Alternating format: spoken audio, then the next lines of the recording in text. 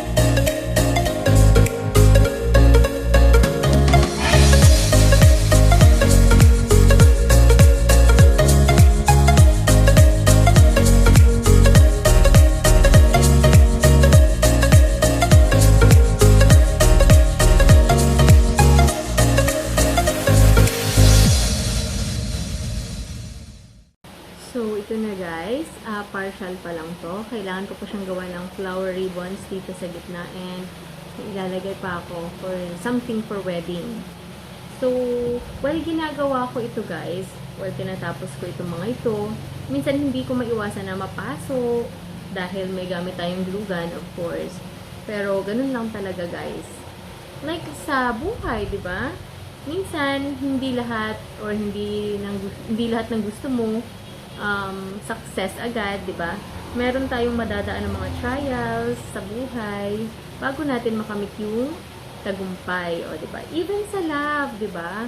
Minsan may makikilala ka munang taong sasakit sa'yo, masasaktan ka, bago mo mamimit yung true love mo, o di ba?